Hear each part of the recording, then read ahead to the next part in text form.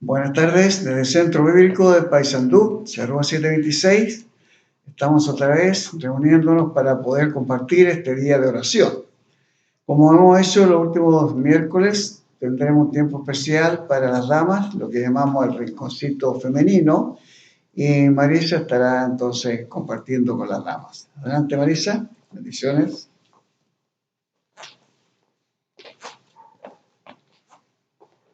Queridas hermanas, en la meditación de la vez anterior hablábamos y podíamos reflexionar sobre el consejo del Señor Jesús dado en Mateo capítulo 6, donde nos dice que no debemos afanarnos.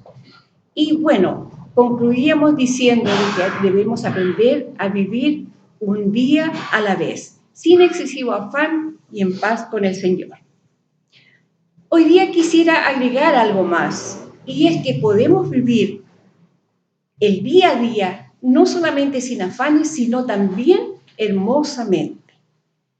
Moisés, en Salmo 90:12, dirigiéndose al Señor Dios, dice lo siguiente: enséñanos de tal modo a vivir nuestros días que traigamos al corazón sabiduría. Sabemos que el tiempo no nos pertenece, no somos dueños de él.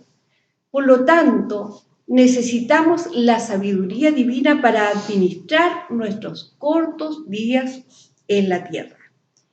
Como dijo una amiga, ya que estamos de paso, dejemos huellas bonitas o huellas hermosas. ¿Pero qué es vivir hermosamente? En primer lugar, vivir hermosamente es gozar del día que el Señor nos da con gratitud, con alabanza y contentamiento. ¿Recuerdan ustedes ese versículo de Salmo 118:24 que muchas veces lo hemos cantado? Este es el día que hizo Jehová, nos gozaremos y alegraremos en su creación. Entonces debemos sentirnos bendecidas por el día que el Señor nos da, por cada día que el Señor nos da, que el Señor nos ha permitido tener vida, que nos ha permitido tener poco o mucho, pero eso es lo que hemos recibido.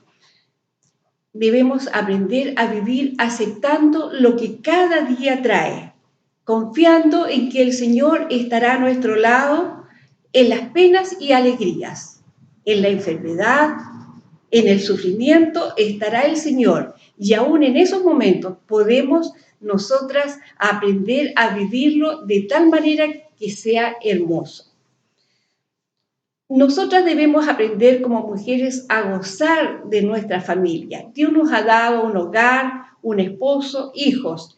Y si Él lo ha concedido, debemos nosotras aprender a gozar con ellos, a gozar de ellos. Mientras los tengamos a nuestro lado, debemos tener tiempo para también estar con ellos con gozo, con alegría. Nos ha dado tantos privilegios y tantos beneficios el Señor. Nos da, como hemos dicho, pan, techo, abrigo, una familia de la fe que está con nosotros, que nos apoya, una naturaleza hermosa. Cuántas cosas para agradecer y para gozar.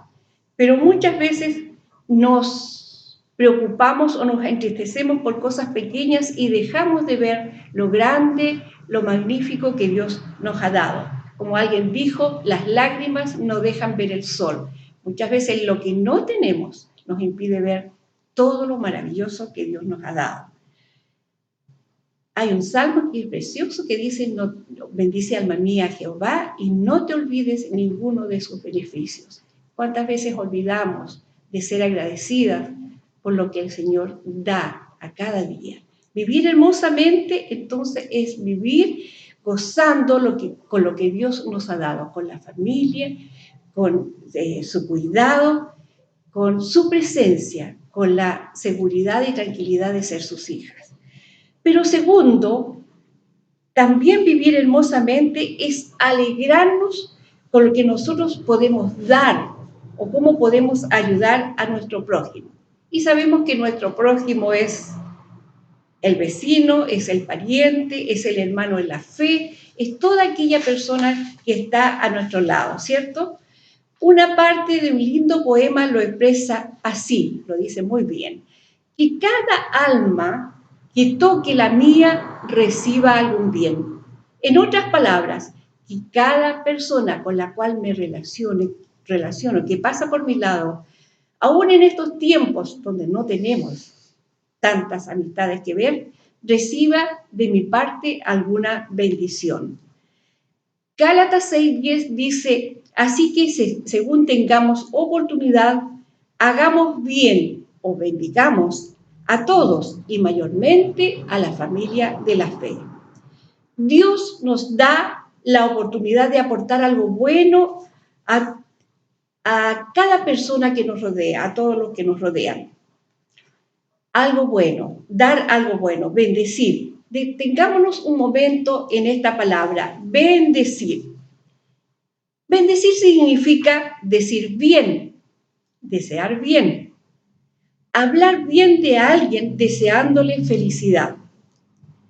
¿Cuántas almas necesitadas pone Dios a nuestro alcance, a las cuales podemos bendecir con una palabra de aliento, una palabra de consuelo, de apoyo, de ayuda?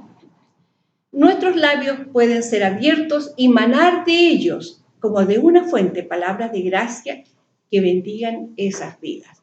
Nosotras podemos bendecir a las personas que pasan por nuestro lado. Estamos viviendo una situación diferente con esta pandemia que nos ha provocado desaliento, temor, incertidumbre. Pero nosotras, las hijas de Dios, tenemos la seguridad del Señor. Y esa misma seguridad, ese aliento, esa esperanza, podemos transmitirla a aquellos que la necesitan. Puede ser una vecina que tiene temor, puede ser un pariente que no sabe qué va a ser el futuro, puede ser cualquier persona que pasa por nuestro lado. Podemos darle una palabra de bendición. Dios nos ha permitido tener este medio tecnológico para poder compartir. Sabía Él que íbamos a necesitarlo en este tiempo, ¿cierto? Bueno, aprendamos a usarlo, a usarlo para compartir de las cosas eternas, de lo que realmente tiene valor, aportando a quienes leen o escuchan algunos de nuestros comentarios que podemos hacer por Facebook, que podemos decir por WhatsApp, bueno, de otra manera. Aportemos, no usemos este medio para transmitir algo banal, algo que realmente no sea un aporte para la otra persona. A veces da pena leer algunos Face donde es algo tan liviano lo que se coloca, cuando nosotras como hijas de Dios podemos bendecir a tantas vidas dando una palabra de aliento, de consuelo. La palabra del Señor es todo eso y podemos transmitirla. Podemos decir a otra persona que puede tener esperanza porque hay un Dios de esperanza. Recordemos el poema que dijimos anteriormente, que cada alma que toque la mía reciba algún bien. En Chile, el grupo de damas que tiene UCB allá tienen un lema, y ese lema es bendecidas para bendecir. Esto quiere decir que Dios nos da sus dádivas de gracia para que también nosotras podamos darlas a otras personas, empezando por el entorno más inmediato, que es nuestro hogar. Pero, ¿saben? También hay una palabra que es el antónimo o lo contrario de esta, y esta palabra es maldecir. Pero, ¿puedo yo como hija de Dios maldecir? ¿Puede salir de mi boca bendición y maldición? La palabra maldecir significa desear mal a otro, pero también significa hablar mal de otro o hablar mal con otro. Cuando nosotras, que nos decimos hijas de Dios, hacemos un comentario que daña la reputación de otra persona, muchas veces con un juicio apresurado porque no tenemos todo el conocimiento de la situación y juzgamos su vida y nos olvidamos que el juicio solo le pertenece a Dios, estamos maldiciendo, hablando mal de la persona. Con qué pena vemos esta práctica tan común en los seres humanos.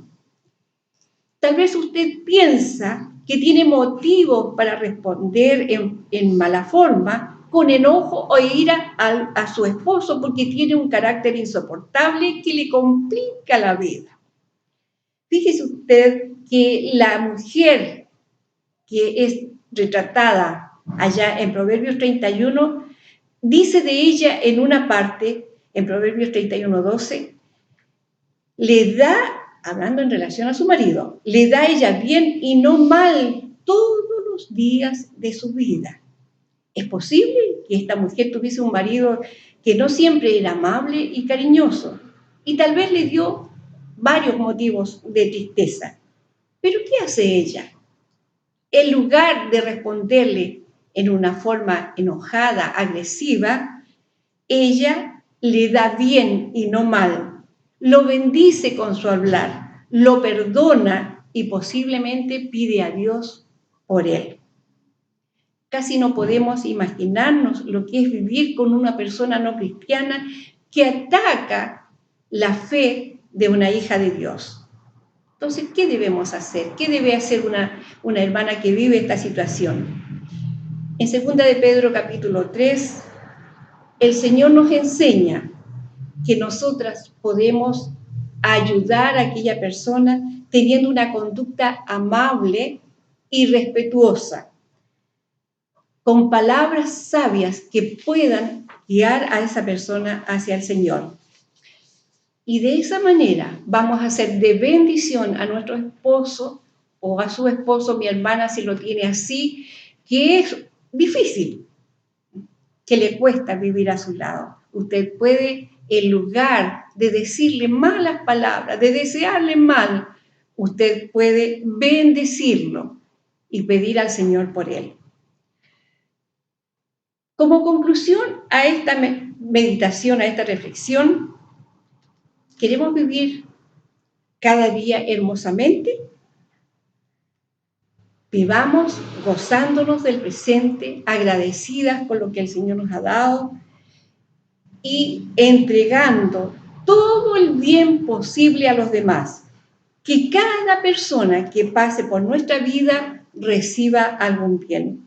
Este es un desafío para mi vida y quisiera que también lo fuera para la suya. Que el Señor le bendiga.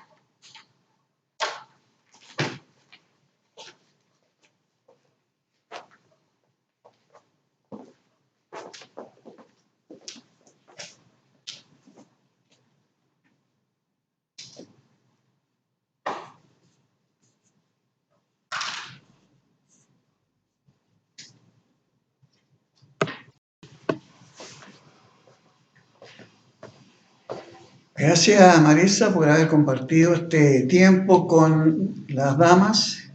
Sin duda que es una reflexión importante para el sector femenino.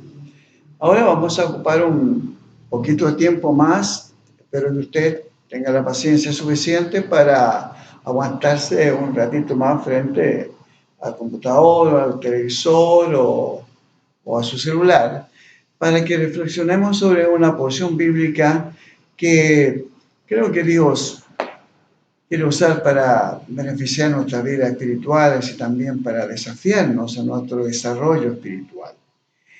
En el Evangelio de Marcos, capítulo 2, hay un pasaje bíblico al cual vamos a dar lectura.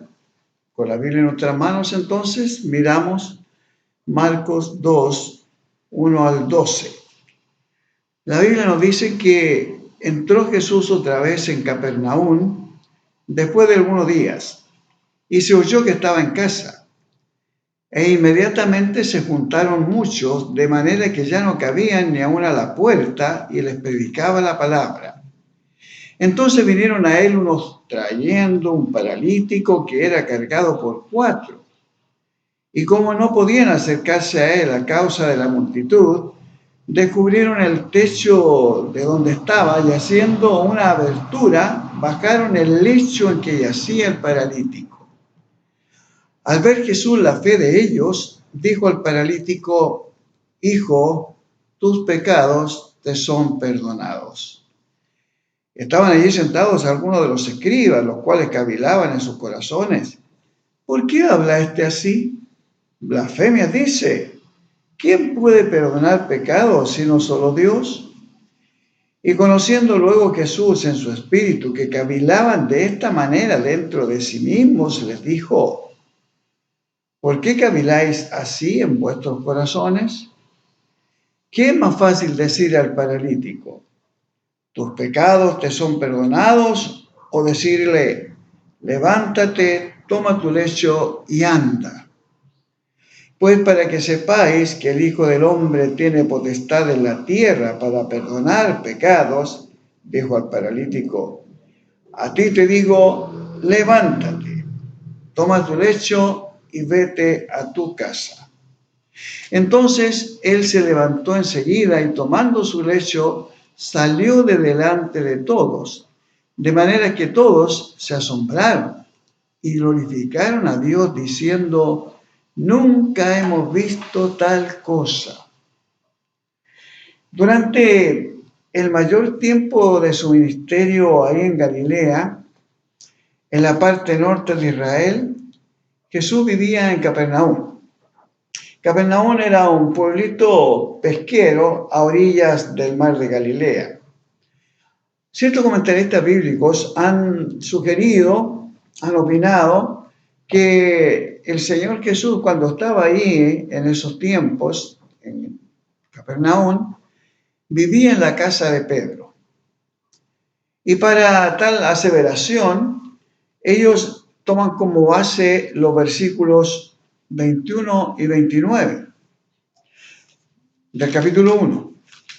En el capítulo 1, versículo 21, leemos que: y entraron en Capernaum y los días de reposo, entrando en la sinagoga, les enseñaba. Y en el versículo 29 de este mismo capítulo 1 de Marcos, dice: al salir de la sinagoga, vinieron a casa de Simón y Andrés con Jacobo y Juan. Recordemos que el Señor Jesús no tenía casa propia. La Biblia nos dice que Él no tenía dónde recostar su cabeza. Ahora, su popularidad había crecido bastante. Eran conocidos sus milagros, se corría la voz, y sus sermones, sus enseñanzas. Ahora, al usar un poco nuestra imaginación, podemos recrear la escena que nos relata Marcos en el capítulo 2. Una casa típica, humilde sin duda, de la familia de pescadores, y hay por lo menos dos piezas que están abarrotadas de gente, porque la Biblia nos dice que había mucha gente allí, que estaban escuchando las enseñanzas de Jesucristo. De pronto comienzan a sentir ruidos extraños. ¿Qué está sucediendo? Está sucediendo que en las afueras, por la escalera adherida a la casa que sube hacia la azotea, se sienten pasos, se siente ruido.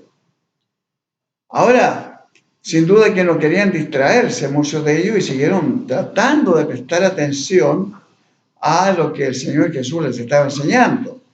Pero esto continuaba, seguía el ruido, se sentían los pasos, seguían ascendiendo con cierta dificultad, se notaba que habían problemas con una cierta carga que estaban llevando algunas personas, y comienza dentro de la casa a suceder algo que ya llama aún más la atención. Comienzan a desprenderse y a caer trozos de adobes y también algo con paja. Entonces, se ve que comienza a abrirse un boquete ahí, un boquete en el techo de la casa. Y ya la preocupación es mayor. Los adobes, los trozos de adobe y la paja ahí, la caña del techo que cae de la casa.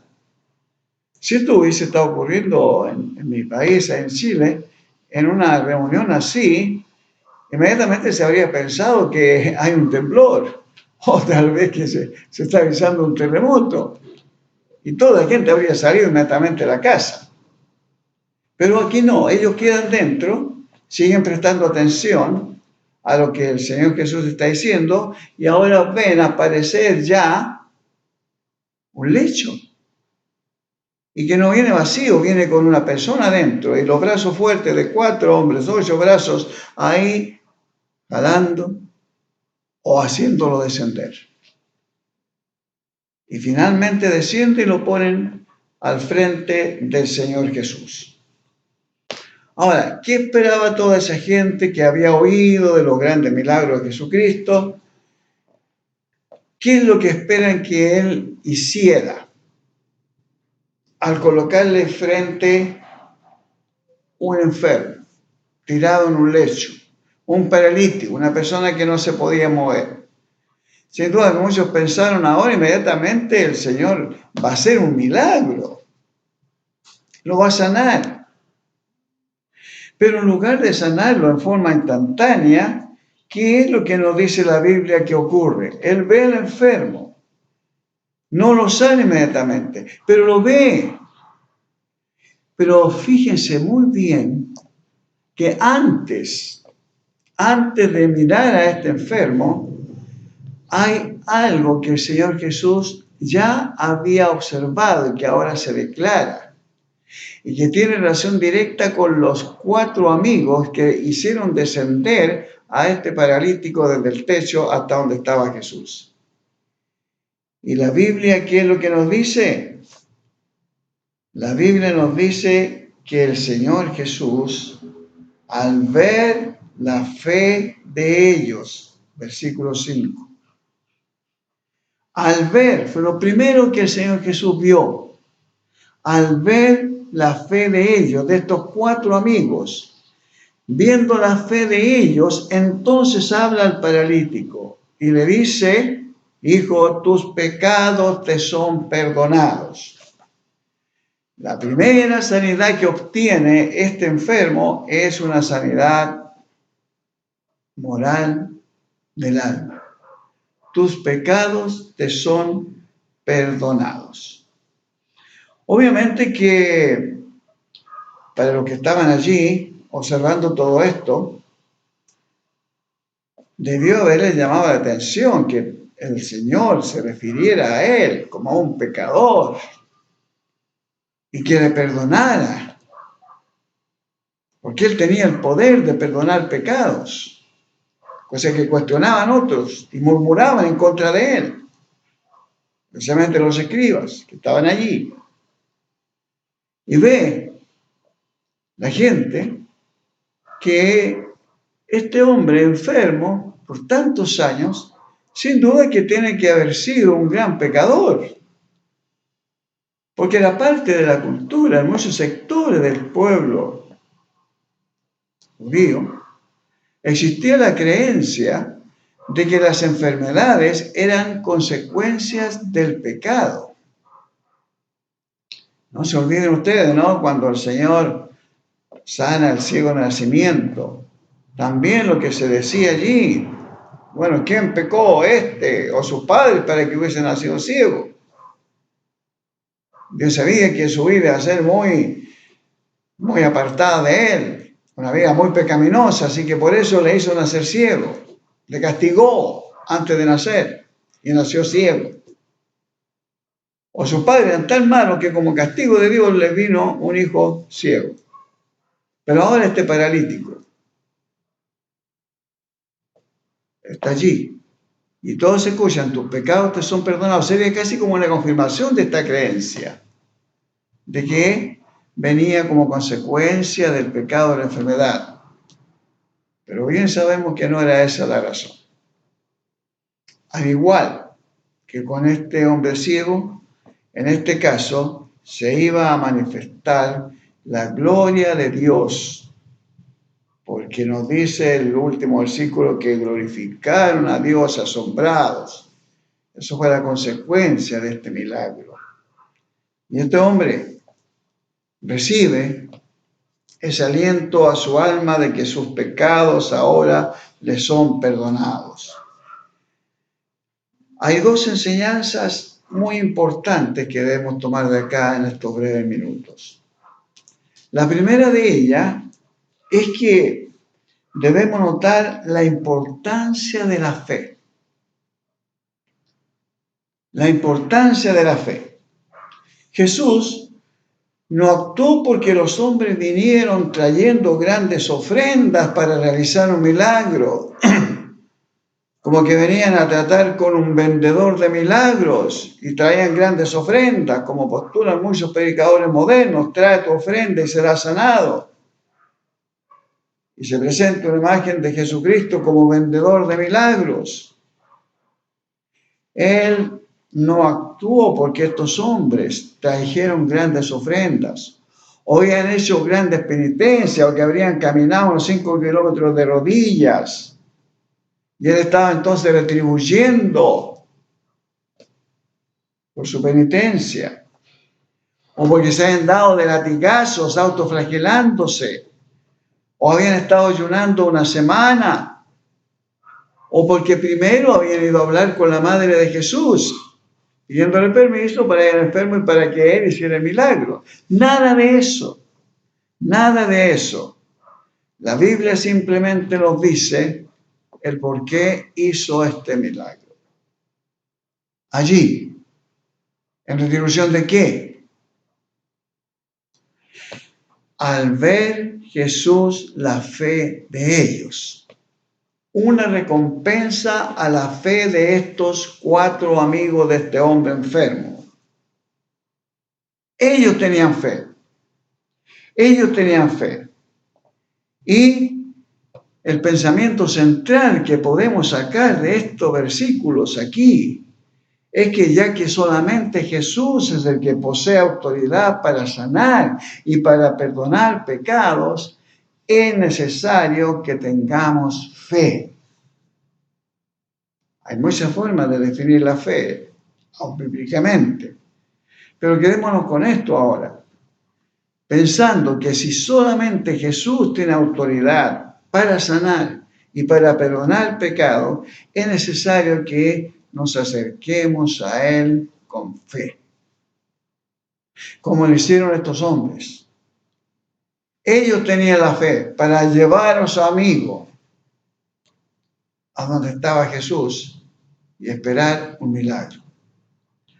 Lo segundo que vemos acá es que hay recompensa a un esfuerzo perseverante.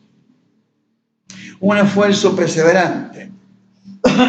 Había una gran cantidad de obstáculos para llevar adelante sus planes, pero ellos no se desanimaron por eso. No se desanimaron por lo incómodo que resultaba trasladar allí al enfermo desde su casa, postrado en un lecho, y llevarlo por las calles dificultuosas, no pavimentadas, llevarlo hasta la casa donde estaba el Señor Jesús.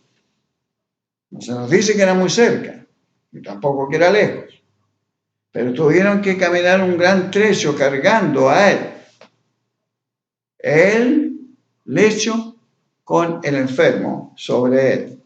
No se desanimaron por ello. No era fácil llevar una cama ahí con un enfermo a través de calles accidentadas y, como dije, no pavimentadas. No se desanimaron tampoco cuando llegan a casa y ven una multitud tan grande que impedía el paso, que no podían entrar. No lo dejaban circular con libertad. No se desanimaron por eso y buscaron la otra opción, por fuera, subieron a la azotea. No se desanimaron por la difícil forma de entrar al hombre ahí, ¿no? Subieron con la cama hasta la azotea, que no era una cuestión muy fácil. Nada lo desanimó. Siguieron adelante, hicieron un esfuerzo perseverante, continuaron tras su objetivo, tenían un objetivo y lo iban a llevar a cabo a pesar de los obstáculos, porque tenían fe tenían fe de que al llevar a su amigo donde estaba Jesús, a pesar de todas las dificultades que tendrían en el trayecto, iban a obtener lo que anhelaban, la sanidad de su amigo. Pensamos como una aplicación que tenemos cerca nuestro muchos enfermos espirituales. Si bien puede que no estén postrados físicamente, no son lisiados físicamente, pero sí son lisiados del alma, son lisiados de adentro, que es mucho más grave. Pueden ser amigos, pueden ser vecinos, pueden ser parientes, o pueden ser más cercanos aún, un esposo, una esposa, un hijo, una hija, un padre, una madre, lisiados del alma, enfermos de adentro. Y muchas veces miramos humanamente y vemos tantos problemas que son tan duros. Le he hablado tanto, ha tenido tanta oportunidad, sus amistades los arrastran a otras cosas, son débiles ante la tentación, tienen tanto mundo pegado. Todos son dificultades para estos lisiados y no nos atrevemos a llevarlos delante de Jesús. Si bien no los llevamos físicamente, pero los llevamos a la presencia de nuestro buen Dios y Salvador Jesucristo a través de nuestra oración de intercesión. Ellos lograron su objetivo en un aspecto físico, lo arrastraron, lo llevaron, la sanidad, porque usaron estos elementos, fe y perseverancia, para también nosotros poder recibir esta bendición de la respuesta de Dios a este clamor a favor de los nuestros, por su salvación, porque salgan de esta situación de estar postrados espiritualmente, lisiados del alma. Necesitamos fe y perseverancia. Fe y perseverancia. Enfatizamos la fe porque esto fue lo que premió al Señor Jesús. No dejamos a un lado lo otro, fueron perseverantes. ¿Qué es la fe? A pesar, ya digo, de tantas definiciones que podemos tener, lo que vemos aquí que la fe es simplemente confianza en Jesús. Confianza en Jesús. Los hombres creían que lo que habían oído de Jesús era cierto, creyeron y tomaron los pasos necesarios para acercarse a Él. Así también nosotros debemos creer lo que escuchamos de Jesús, los relatos bíblicos, su misma palabra, sus propias declaraciones. Creer en Jesús, fe en Él para esperar respuesta. Él hará, confía en Él y Él hará, dijo el salmista. Cuando creemos la Biblia, creemos acerca de Jesús, confiamos en Él, en todo lo que Él ha prometido y tomamos los pasos necesarios para acercarnos a Él, Él hará. Hay pasos de arrepentimiento, para estar limpio delante de Él, de confianza, de oración, de entrega, perseverancia. Esto es venir con fe delante del Señor. Pero también vemos que la fe no se detiene con uno mismo. La fe de estos hombres los movió a traer a su amigo a Jesús. Y aquí hay un mensaje importante para nosotros los que ya somos creyentes. La fe no se detiene al recibir nosotros la salvación. La fe quiere que también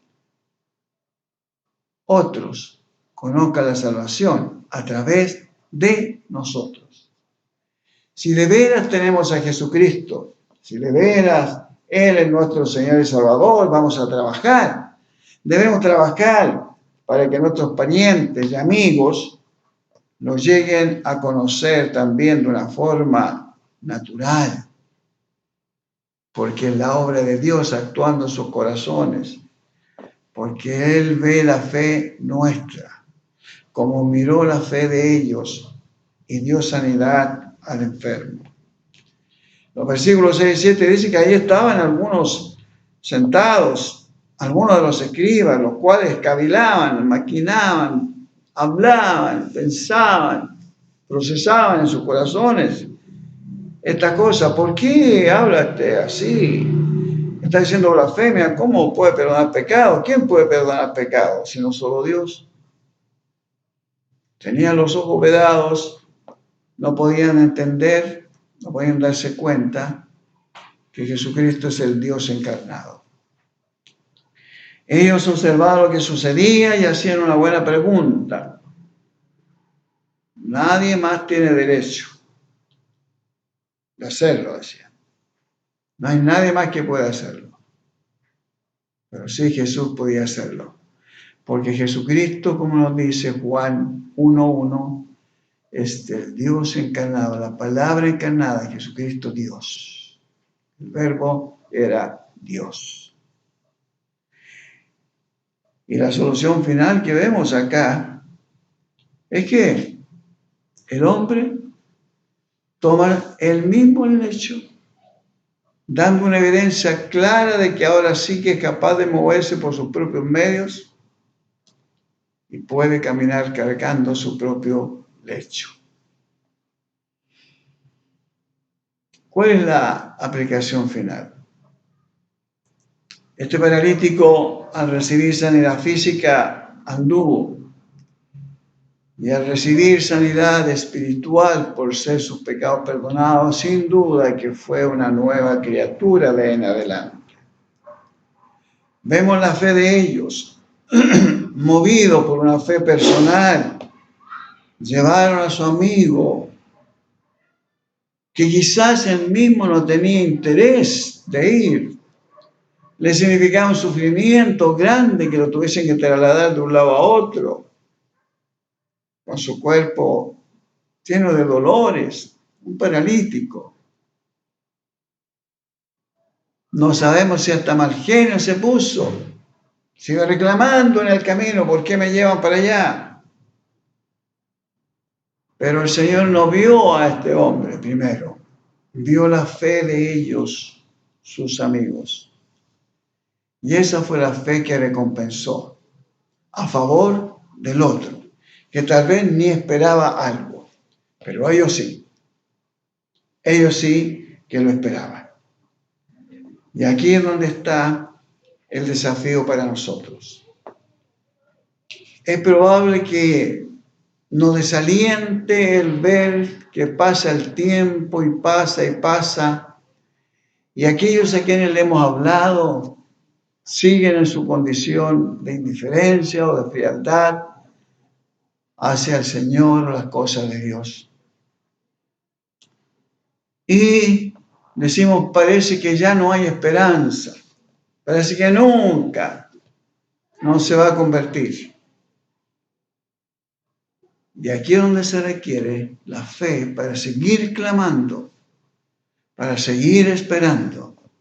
Nunca voy a olvidar el testimonio de una anciana en un culto de oración, poniéndose de pie y dando gracias a Dios, porque ahora, después de orar por 50 años por su marido, él había recibido a Jesucristo como su Salvador. 50 años de oración, perseverancia, fe para esperar respuesta.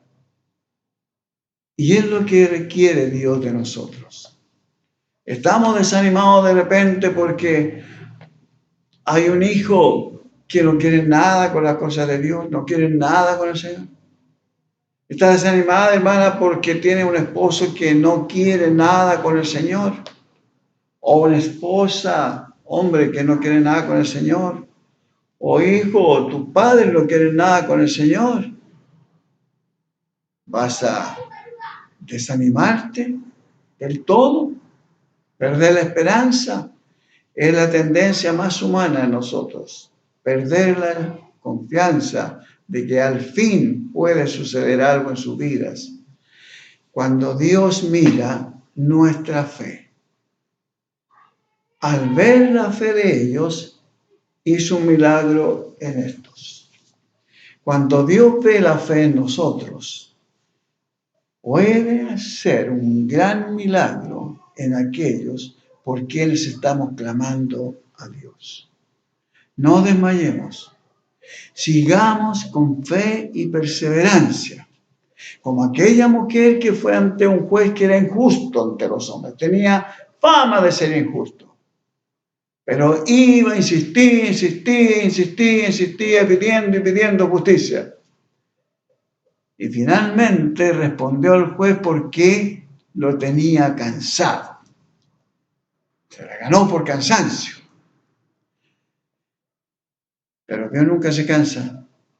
Al contrario, se complace en que seamos perseverantes e insistentes. Orar con fe y perseverancia. Porque a su tiempo, mirando la fe de nosotros, la fe de ellos, de sus hijos, va a responder a favor de este lisiado del alma. Oremos al Señor. Nuestro Padre Celestial, gracias por esta porción bíblica, de la cual esperamos, oh Dios, sacar enseñanzas útiles en nuestras vidas. Nos permita que nos desalentemos cuando no vemos respuesta en nuestro clamor a favor de un perdido. Y ayúdanos a ser fuertes y constantes, sabiendo que tú al fin vas a responder a tu tiempo, mirando nuestra fe, como viste la fe de ellos, de tus amigos necesitados. Clamamos a ti, en el nombre de nuestro Señor y Salvador Jesús. Amén. El domingo estaremos juntos, si Dios lo permite, y consideraremos la palabra de Dios buscando provecho para nuestras almas. Ocupe un tiempo de oración ahora con su familia, con sus hermanos. Oración a favor de quienes están necesitando la salvación de sus almas. El Señor les bendiga.